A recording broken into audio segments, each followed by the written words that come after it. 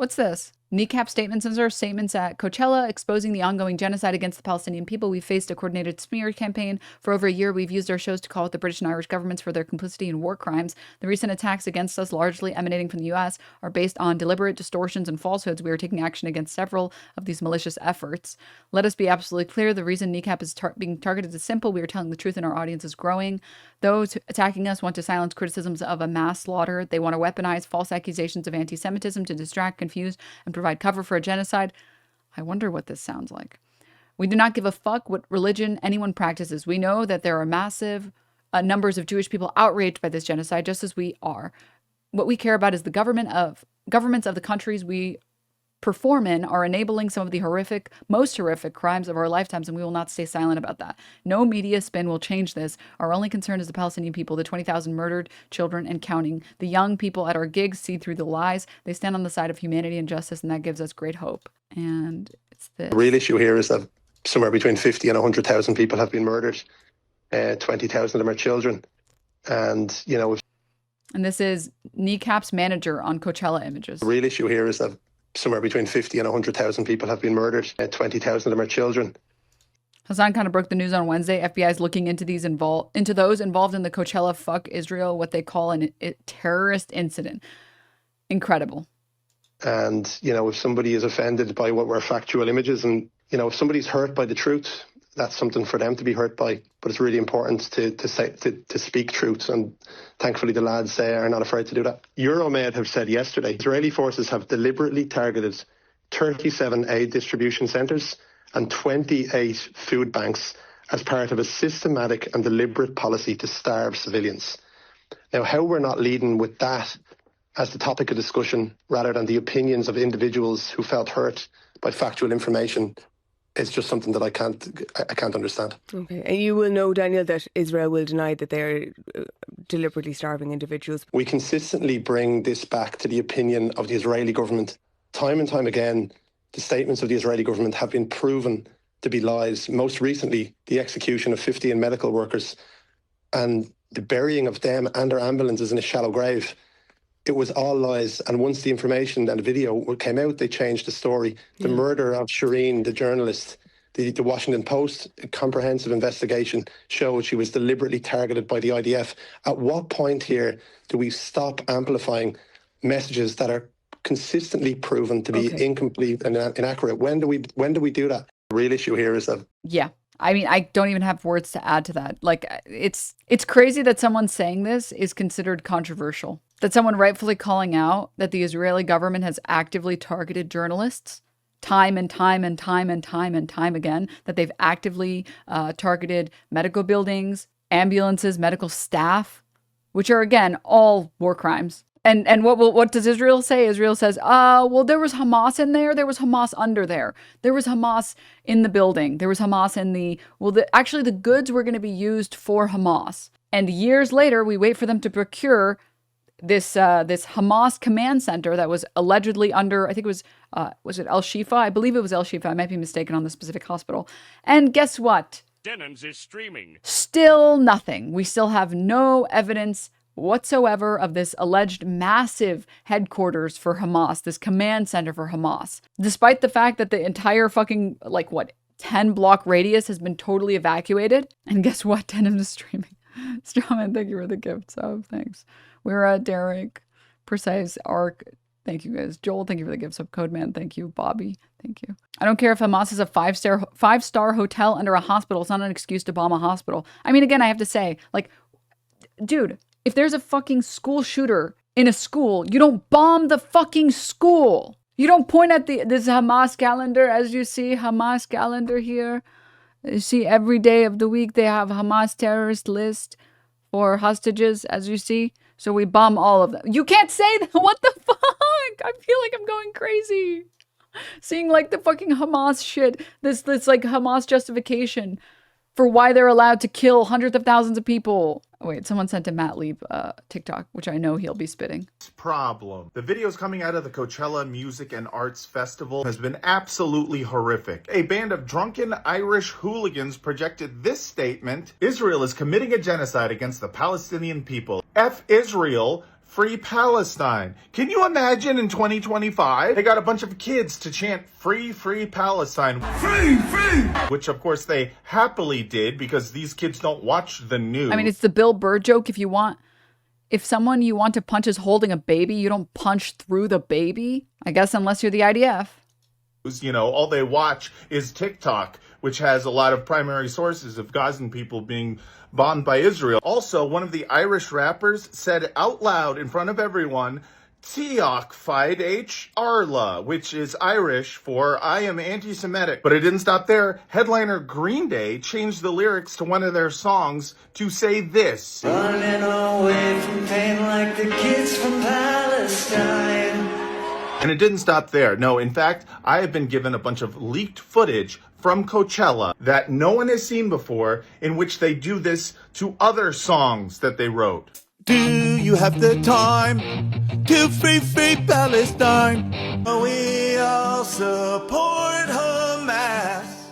Wake me up when Israel ends. Stop. This satire is too much. People are gonna take this seriously, dude. Do you know how many fucking pro-Israel accounts are gonna see this and be like, I can't believe this is true. Didn't stop at Green Day. Even Lady Gaga herself did this. Love Yas and war. The river Gaza to Ramallah. Want to be Hamas. Love Yas. Artist after artist after artist let it be known exactly where they stand when it comes to Israel. Even Post Malone. There will be no more Israel. My famous pops are Post Malone. Zionism needs to go. Missy Elliott did the same thing. She put her thing down, flipped it, and reversed it. And it turns out that in reverse, it was a subliminal message straight from the Ayatollah of Iran. Work it. I put my thing down, flip it, and reverse it. We must bring down the Zionist entity. We must bring down the Zionist entity. If you got a big, let me. What happened to music being non-political? You know, there was a time when music was just about holding hands, figuring out. We gotta get Matt on the broadcast. We have to, dude. We fucking have to. I need to pick a day of the week where we bring people on, okay? I need to set up, like, we got Mold Monday, we got Shit Saturdays. We need to have, like, Friend Fridays, okay? Who keeps letting dogs out, and about, like, Vietnam. I, for one, am ashamed that I ever went to Coachella that one time and got my first hand job. Looks like Coachella. Finger Blast Fridays. Okay, all right. I tried to make it something nice. I tried to call it Friend Friday, but I see can't have shit around here. Oh my God. Because there's lots of people that I've spoken to publicly and privately about doing shows with or like bringing them on, but I just haven't organized it. Just haven't set up the time to fucking organize something like that. That would be fun, but Friendly Fingering Friday. Dude, you guys are sick. You guys are demented. You're sick. You're sick in the head, okay? Talk Show Tuesday? Wait! I love that. Also, Bob Villain hasn't been given enough credit for this. I love celebrating Finger Blast Friday with my favorite Denims. Stop! Get some help, Jordy. Get some help. Get some help.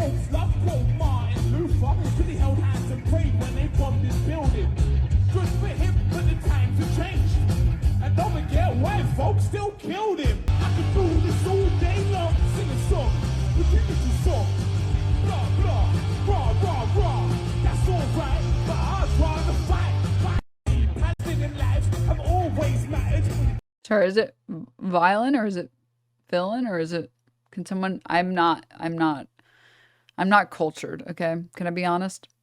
With all of you, I'm not cultured. It's villain. Okay, I thought it was villain, so I pronounced it that way, and then I was like, am I wrong? Fuck. I have like the internet brain where I know all these words and I have all the letters organized in my head and memorized, but then I don't actually ever think about how to pronounce it.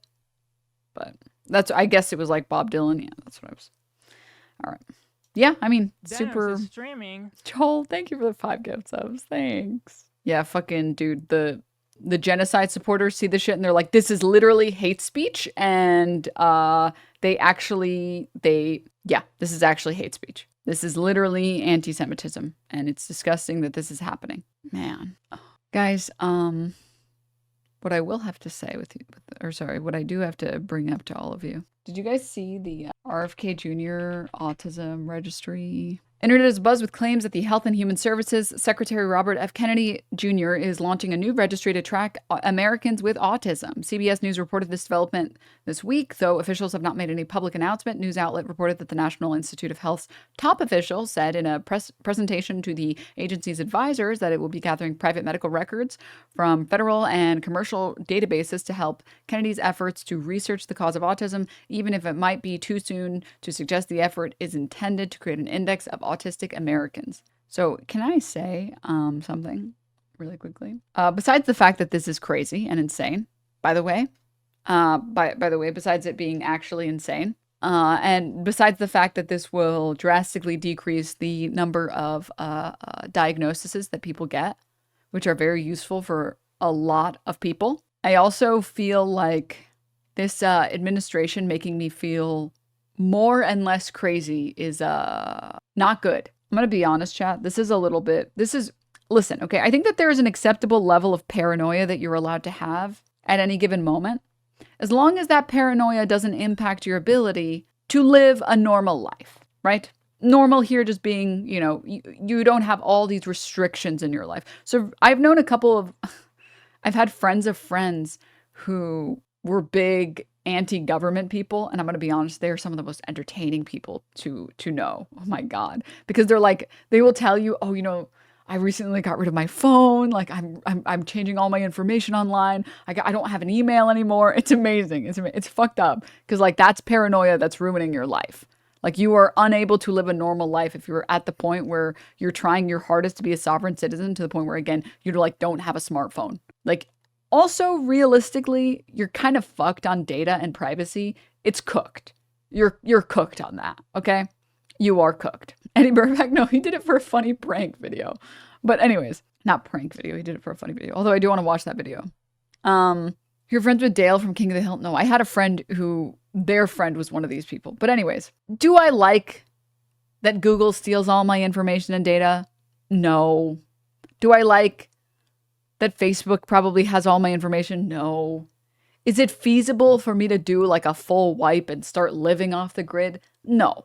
It's just not feasible. It's not. One thing that I've always been a little paranoid about was the 23andMe, where I was like, I kind of don't want my ancestry easily linked to my name, which from my understanding, they already basically went bankrupt. I don't know if they officially ever filed for a Chapter 7 or 11 bankruptcy, but there's only so many people you can offer that service to. And at a certain point, you got to sell your company or sell that data.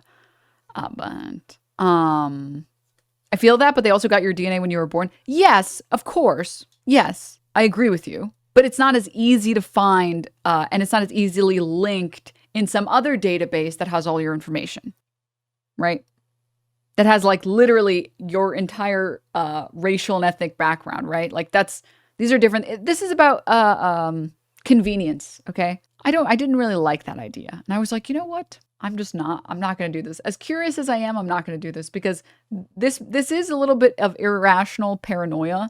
This was during the time of, everyone was getting it during the shortly after or before the Muslim ban, the Muslim country ban. And I was like, I'm good. I'm good, actually. I know that this is paranoia. But really, is my life that negatively impacted if I don't have my ancestry on paper? It's not that negatively impacted. I'm okay to feed into small amounts of paranoia. And that's a small amount of paranoia, okay?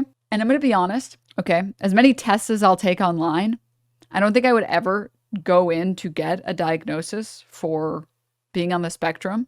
Although, realistically, I'll say it, every single streamer that exists is either ADHD or autistic, or both.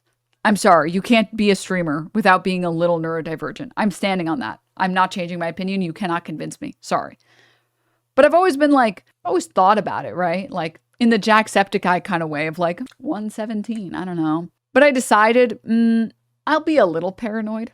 I think this is one thing I'll be a little paranoid about, because for the most part, I'm good. I don't think it's going to impact my life too much to have a diagnosis. Some people it does more than other people. Some people get a diagnosis and it's like, wow, okay, that really helps me contextualize all these things in my life. And it lets me improve the way that I view this and improve the way that I view this. And it lets me engage in the world in this way, et cetera, et cetera, et cetera. For me, I'm like, I don't think it'll help me that much. And also, I'm a little paranoid about, some crazy shit happening in the next decade or two. I don't think I'm going to do it. And it really feels bad that my paranoia, I don't like when my paranoia is right. I don't like that. What does this mean? The world we live in, if you think not having a smartphone is being cooked, is crazy or crazy? Huh? Hey man, come over to the function. Yeah, I'll send you the address. What do you mean you don't have Google Maps? You'll navigate somehow without it. Okay. Well, I guess we'll see you when we see you. Hey, can you open that email I sent you? You can't. Okay. You realize not having a smartphone makes your life way more annoying, right? Like it makes your ability to do things 10 times harder than other people. Like it's just so stupid. Anyways, whatever. It's the dumb hill to die on. Excuse me. Moving on.